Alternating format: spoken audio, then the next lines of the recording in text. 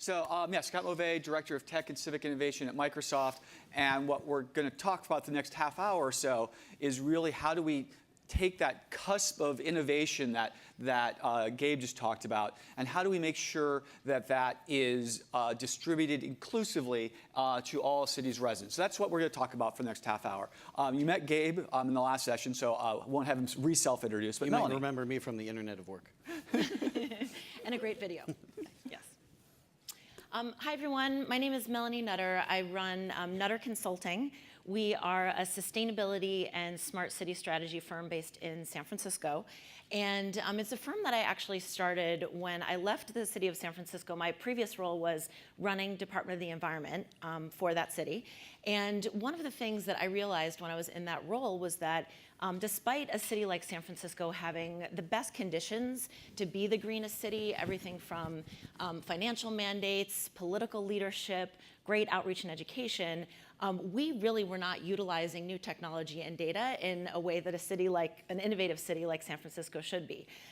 So we did some interesting pilots and projects to look at reducing climate change and how to apply specifically smart city technologies to sustainability. And so as a consultant, that's really the mission of what we're doing. So I'm excited to be here today. I'm also on the Meeting of the Minds board with Scott to talk more about AI and the role that it has in cities. Great. So there's been a lot of sort of dystopian views of AI and what it will do to society, what it will do to the human condition. And I think there's really a lot more upside than there is downside. Gabe talked about some of them in the last session about how we're going to be able to augment our workers to match computer technology with the skills and the compassion, the empathy, the physicality that they bring. So thinking through what are some examples around that. So Microsoft, we do some work around Vision Zero, building AI models to help predict the impact of treatment on traffic safety. We do some work around doing analysis of the blood of mosquitoes to track their blood to help identify species diversity in an area and potentially expanding pathogens. So there's a lot of great things we can be doing with AI. But there's also the risk that we're going to automate away a bunch of jobs. We're going to drive a huge chasm in income inequity, that we're going to really have our safety and privacy hacked away at. And so what we're going to talk really about here is how do we have the opportunity to use AI and help prevent that. So we've seen this movie before with the Industrial Revolution, and that had there were some rocky periods during that. And so how do we learn from that and not repeat? So Gabe, if you could just start off, we have a lot of terms: AI, machine learning, training. Can you give us a quick primer of what we're talking about, just to get everyone on the same level? Sure, we can try and baseline it. It's a bit of a loaded term at this point in the narrative publicly. And there's been many a long winter for those of us who've been in AI, right? AI is not new by any means, and it's had some of these revolutions before. And within AI circles, a lot of the discussion is this one going to be different? Not, is it going to take over the world? So it's a different kind of dystopia. So to baseline it, AI is pretty straightforward, right? It is simulation of intelligent behavior by computers, right? It's fairly basic. The one that I say gets the most fear is actually the machine learning component. So machine learning is just a subset, right, of the discipline within computer science, within AI. You have machine learning. And that's the scarier one, because that's trying to simulate the prediction, right, of future states and reactions to future states, not just an expert system kind of model that's just super smart. And even within our community, within machine learning, just to give you an idea, there isn't a unified model, right? There are 5 branches, just as one example of machine learning, right? You have the probabilistic models, right? You have evolutionary models. You have the connectionists, the symbologists. I won't bore you with the details, but they are essentially warring tribes of people, and there is no master algorithm. A great book to read if you actually are piqued by this rambling session would be The Master Algorithm by, and I wrote the name down because I always get it wrong, by Pedro Domingos. And it's about trying to bring those 5 branches together to make this truly smart thing.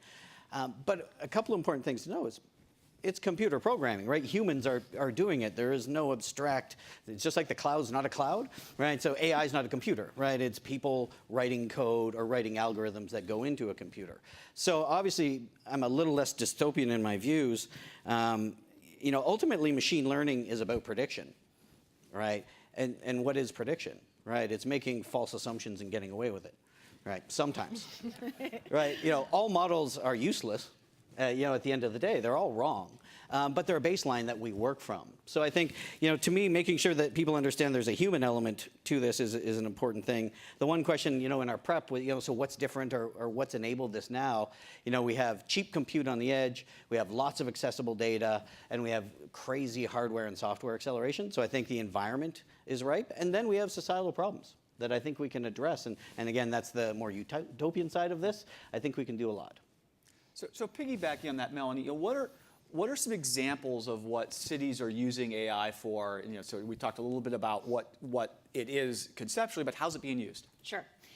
So one of the things that we do is track specific pilot projects and full-on projects that have been rolled out in cities and states around the U.S.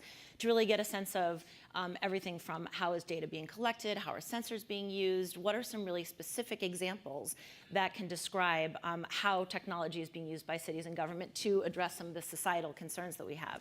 So as it relates to AI, there are a couple examples that I wanted to share with you all because they're very specific and they do have quantified return on investment that I think is a lot of times what cities are really looking for of if they're going to make an investment, if they're going to deploy these types of technologies, what is that impact going to be? So a couple projects just to mention.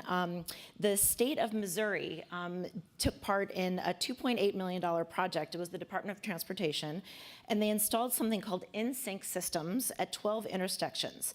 They've been doing this, though, since 2009. So since they do have a lot of data, they were able to quantify what some of the impact has been.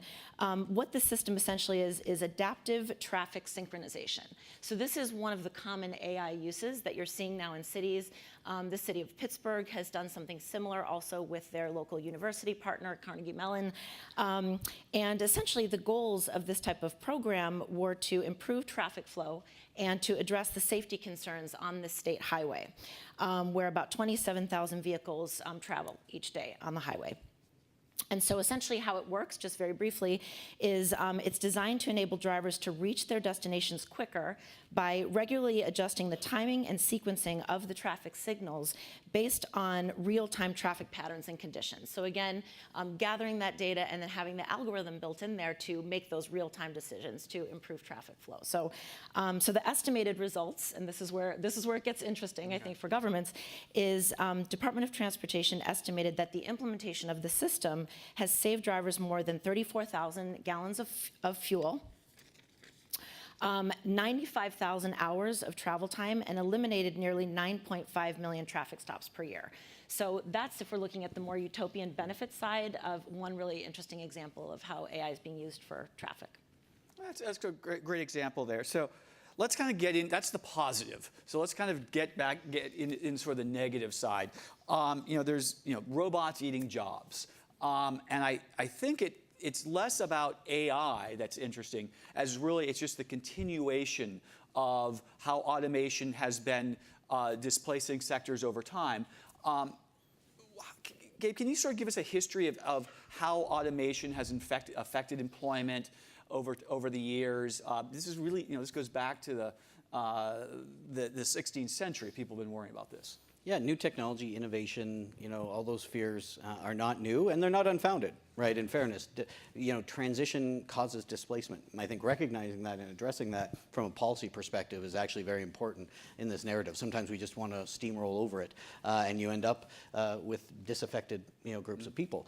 Having said that, just a baseline, you're all heavy AI users, right? So everyone put your hand up if you have Netflix. Keep it up. Yeah. Who's shopped at Amazon? All right, all heavy AI users. Who has email? You don't have to put your hands up, right? So spam filter, right? That's AI, right? Netflix recommendations, Amazon. Now, an interesting subnote to that is Amazon's algorithms and Netflix are completely different.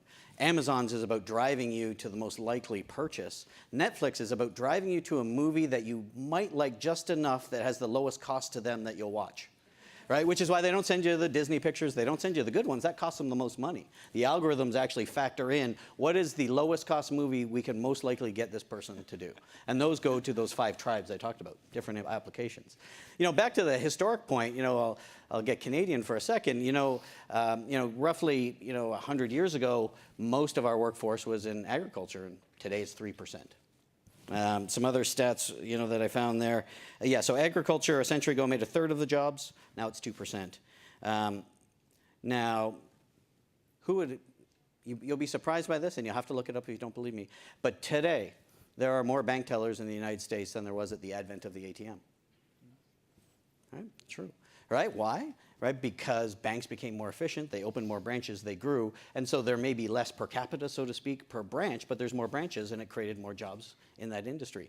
So some of these fears, are unfounded, not all of them. But I would say if you look at, again, going to Canada, adjusted for inflation, the average income per person in Canada is up 20 times since our Confederation, which is in 1867. And I think at a macro level, I often argue that trade and innovation are the 2 biggest drivers of overall well-being of humanity that has existed. That is not to say they don't have displacement and challenges as they move forward there. And so, no doubt, people doubt that, and I think, that's okay. Doubt is an uncomfortable position. Certainty is a ridiculous one. And so, that's Voltaire, not mine. Yeah. So I think over time, we've always had these challenges to get off the utopian bent. More people in the world have access to a mobile phone than they do proper sanitation. That's both depressing and an opportunity as we try to figure those things out. So I think as we move forward, if we understand that every human, back to my Internet of X, all humans are skilled, right? And that if we can take technology and put it into the hands of all these skilled people, we can transform the workforce, which transforms economies, which transforms lives. So if we take the premise that really we're not going to automate away large swaths of the economy very quickly, we will, however, automate specific tasks around that. And then that then sort of leads to other risks, particularly as it comes to inequity, because some people's tasks may be more exposed to being automated, and people who have other tasks may see their skills dramatically increase, and therefore they can drive a lot more income. So there's a risk here that while we're going to keep the jobs, we will have diverging incomes. Melanie, what are some strategies, and how should cities be thinking about getting ahead of those risks around inequity? So I think it's a really interesting question, and I do think autonomous vehicles is one specific area to really look at this type of restructuring of tasks as well as inequities. So getting back to sort of the dystopian versus utopian vision, I think there's been some discussion at this conference as well as just in general about if you have the utopian vision of autonomous vehicles, they are electric, they are shared, they are reducing congestion, they are improving safety, but there are likely not going to be any drivers. So that task is going to be squeezed out of the system. The dystopian view, of course, is if those vehicles are still fossil fuel powered, if there's a huge increase in vehicle miles traveled, what does that future look like, and how do cities make sure that autonomous vehicles are providing that sort of utopian vision for cities? So I think as it relates to inequity, there's both the question about existing tasks and how current drivers, for instance, can ensure that they have other skill sets or other things that they are able to do if they're not going to be drivers. But then there's also the question about access. The other question about equity of, with autonomous vehicles, who will have access to those rides and who will have access to that type of transportation system if it's privatized and not part of public transportation. So long story short, cities do really need to think about job training, policies and programs, how to get ahead of this before it hits cities and there is a significant impact to certain segments of the population. Thanks. So Gabe, another one of the risks is really around institutionalizing the bias we already have. Amy Webb has this great phrase where she says, we, humans, are AI's study buddy, and we're going to teach it all our misogyny and hatred. And it's like, that's really uplifting. It's a good phrase, though. I like it. And so I think there's a common view that AI is just sort of one thing as opposed to being algorithms and data and probability. And in each sort of phase of that, bias can creep in because the data is largely based on society today. When you train something against that, you're going to reinforce some of today's behaviors. Gabe, what are some where can that bias creep in, and what are some techniques to eliminate or help at least mitigate it? Yeah, I think there's two sides to that. There's the bad actor side of the equation, and then there's the unintended consequences side, right? And the bad actor one is a reality of all innovation, all technology, all life, right? We have people who mean harm and will try to do harm, and so I think we have ways to address that that exist. I think the more dangerous one is the one you talk about, to me, is the unintended, right? Where we unintentionally actually just reinforce the bias that exists. And there's an example in the UK where there was lending software, right? The machine learning, and it was going and learning, and it was learning that, well, apparently middle-aged white guys are the best to give this to because historically they got all the money, so we should increase how much they get, which is about the opposite of what was required. And so it wasn't biased. No one did that on purpose, right? Like no one programmed give white guys more privilege, right? That wasn't in the equation. What it said was look at past data to predict future results. And of course, if people have been mistreated in the past, there's racism, misogyny, a variety of things, you're actually now just encoding it, depersonalizing it, and it's actually more dangerous from my perspective, right? Because it's impersonal. Discrimination. So we have to have humans in the loop. And I think, to me, that's a big solution to a lot of this, and thankfully it's also jobs, is we need people evaluating the algorithms. The biggest risk, to me, and certainly something we talk about a lot when I do AI shows, is with neural nets, which is one of those subdisciplines of machine learning. The biggest problem with that is you can't ask it why.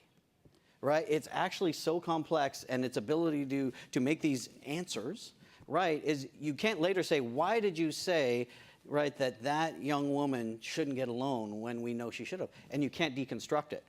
And so if I was much younger, decades younger, and I was doing a startup, I would be figuring out to find a way to create software that can interrogate neural networks. I think that's, that would be a huge move. Any young people in the room, though it doesn't appear to be many, which we should take note of, please go and do that.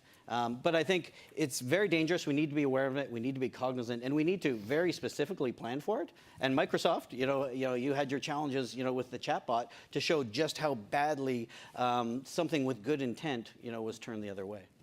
I think it's an example there is what we are all biased. And we all bring to the table our history. And that's really, really hard for us to separate ourselves out from. So I could be called on something. It's like, oh, yeah, that probably is true. And I may repeat it again.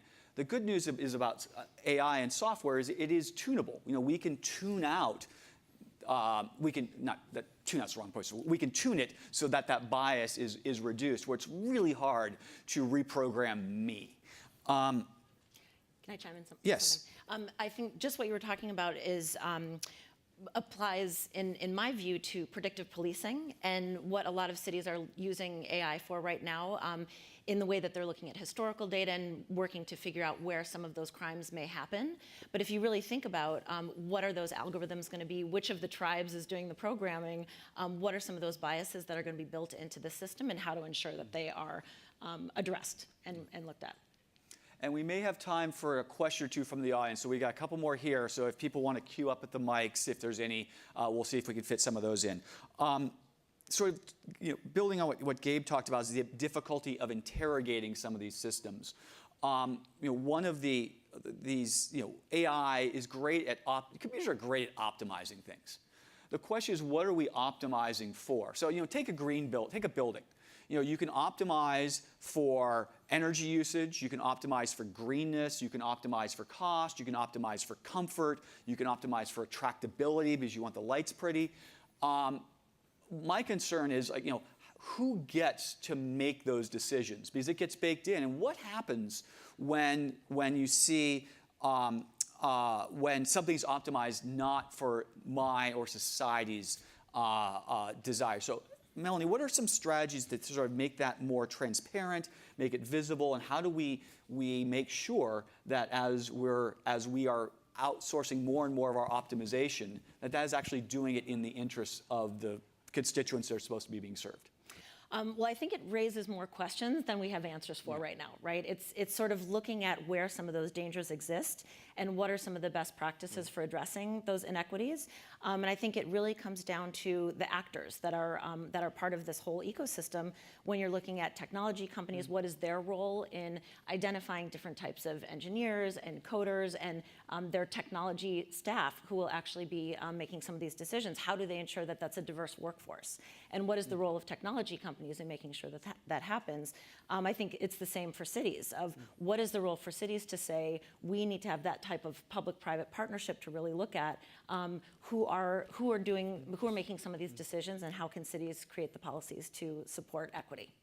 Excellent. Any, we can go on with a couple more questions here, but Gordon.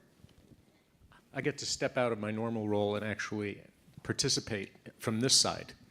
So Larry Page recently was asked about AI transforming the economy, destroying jobs, and his response was think back to agriculture and how by 1900 we were successfully transitioning from 50+% of the workforce being on farms to what we have now, 5%.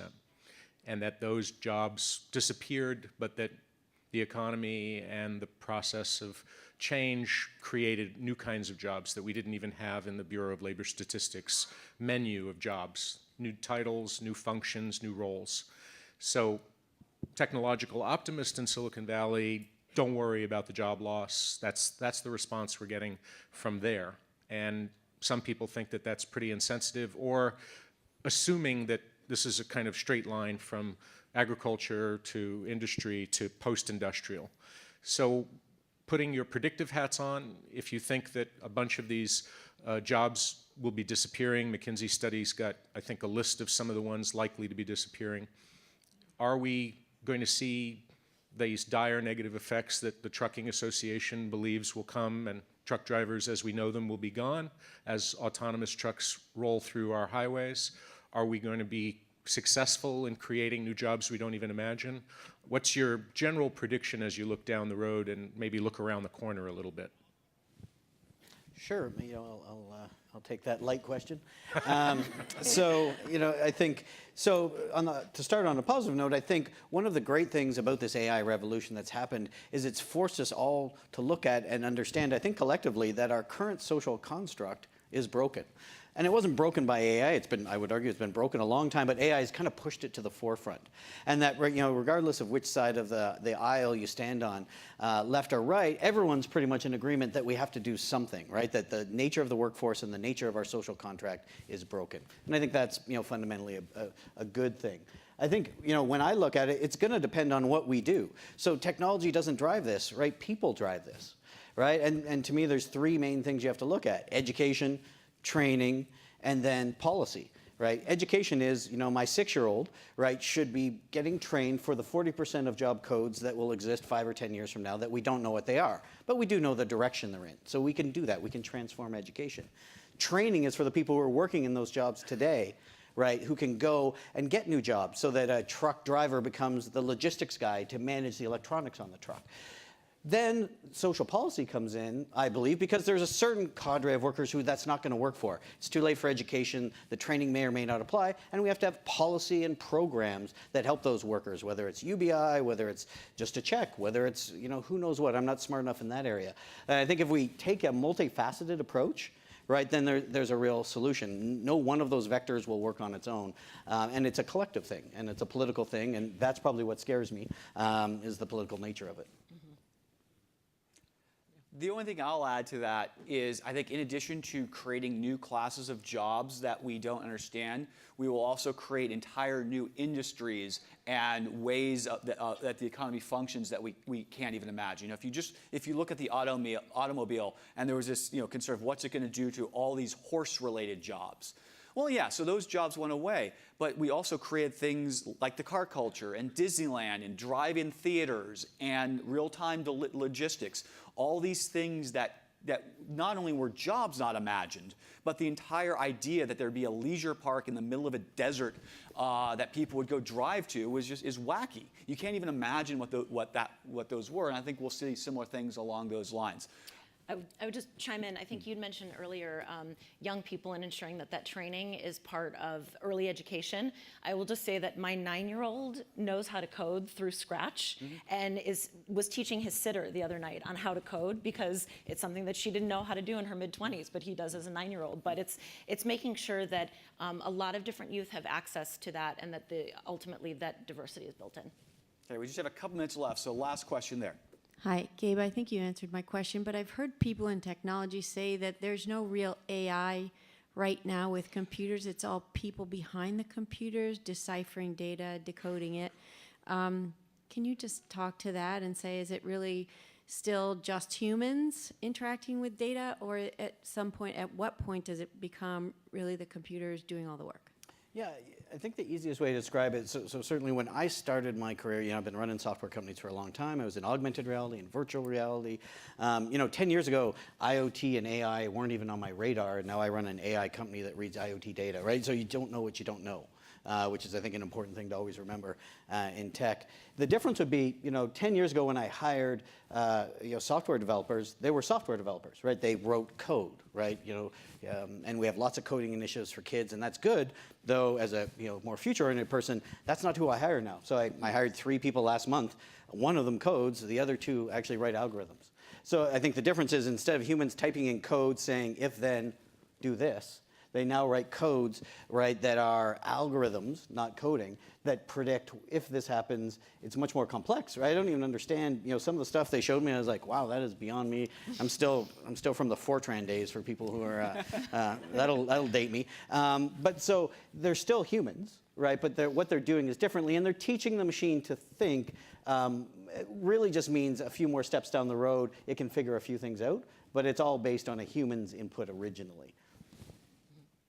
Alrighty, so fabulous discussion. Thank you for the insight. Hopefully, you're all left feeling that things are actually there's more utopia versus dystopia. There's some risks that out there that I think we need to be cognizant of. Because if we get in front of those risks, we have an opportunity to really take advantage of everything that AI promises and really avoid all or at least most of those threats that are so common out there in the media discussion. So once again, Gabe and Melanie, thank you. Gabe had a nice book that he pitched, so I couldn't resist. We have ours, the Cloud for Global Good. It's really Microsoft's roadmap for a trusted, responsible, and inclusive cloud, available in PDF form at the web browser near you. So thank you all.